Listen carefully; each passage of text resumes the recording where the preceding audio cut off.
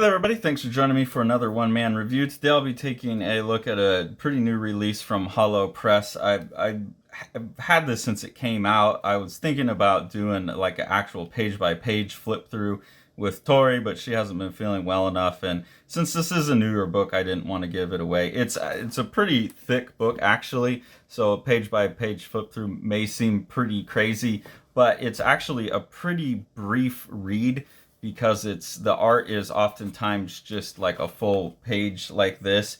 And so you can get lost in the beautiful ink work here and spend a lot of time with this book, but there's not much dialogue and a lot of the illustrations go by pretty quickly like this. So I'll flip through the opening sequence of the book because you can just see the cool rhythmic patterns like unfolding and the really nice brushwork, and you basically start to see a landscape evolve out of it. Sunrise coming up, a little plant growing. Just the dry brush work in here is so beautiful. But really this is I don't know what I want to say, a meditation, I guess is the right word, on the idea of self and other.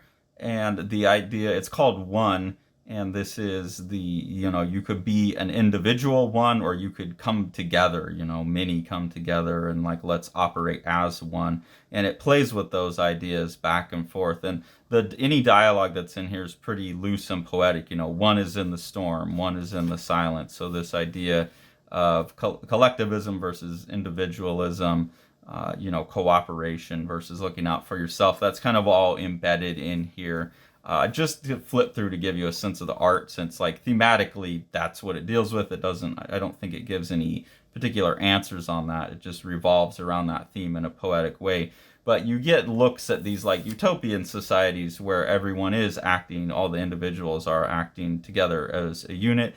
The artwork, I think, should speak for itself. It reminds me quite a bit of Lorenzo Mattotti's Garlandia, the way he used the pen work in there to create these cross contours over everything. So there's a real sense of flow and motion, especially in the landscapes. The bodies are not quite as round. The just contour line with not much on the bodies flattens them out a little bit, but the landscape really comes alive.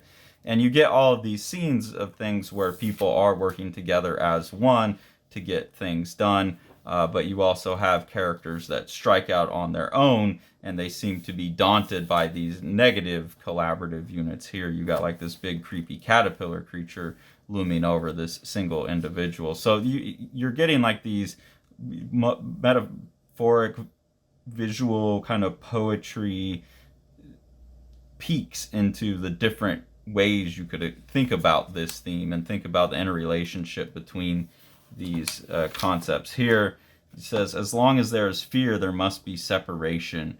And that's one of those like things where it's talking about as an individual, of course you have this like urge to look out for yourself, and that creates fear, and then that creates separation. So like, should you overcome that and join the collective, or is it like too dangerous to join the collective? I think that's what these things cycle back and forth between. And then here it says, until then, keep in mind, together we can be nothing. And that's something that I've always thought is difficult for me as an individual to want to join a collective, to join a hive mind, because then you are entering a state of you no longer exist. You exist within the hive mind, and that there is something of nothingness in that as well. So that's what I'm saying, like throughout the book, it flip-flops between the stances and kind of gives you all the different sides of the argument. You get here where we move out of the landscape into the city, and you see the plants have overgrown, so there's some kind of little commentary there about obviously society and nature and those kinds of things as well. And then just some really beautiful, like slow, almost animatic sequence as well that again remind me of some of the imagery in Garlandia by Mattotti. And I'm assuming that this is with David Marchetti, is also an Italian. If I remember correctly, this is a translation of an Italian book, or it's being released by Hollow Press in English and Italian, I believe. And it's a pretty limited, like this English edition is limited 100 copies on this. This is the second printing.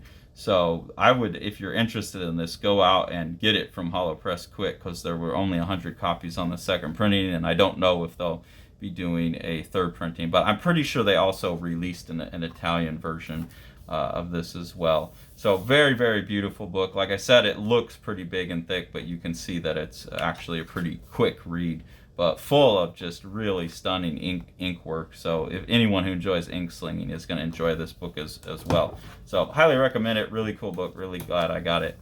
If you enjoy what we're doing here on the channel and you want to support us, there's two ways to do that. The first is through our Patreon. We have 2 different tiers of engagement on there. At the first tier, you get early access to the videos that I make. At the second tier, you get exclusive previews of the graphic novels that Sean and I are working on. His book Discards and my book Bound are both showing up on there little bits at a time. Patrons so far haven't wanted too much spoiled for them, but you can get that. And then you can also participate in our ongoing webcomic experiment Pronede, where you can vote and help determine what happens next with the story.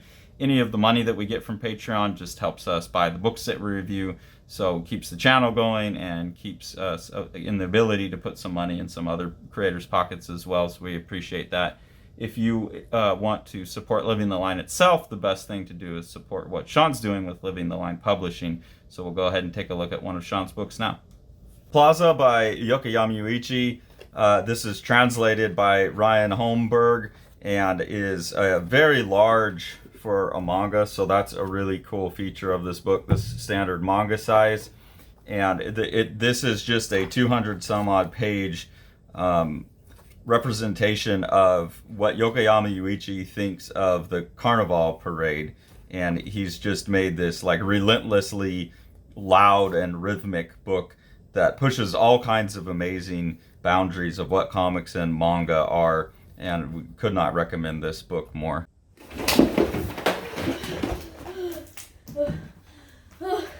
Like and subscribe and hit the bell, please, so Carson can finish reading his books and let me go home.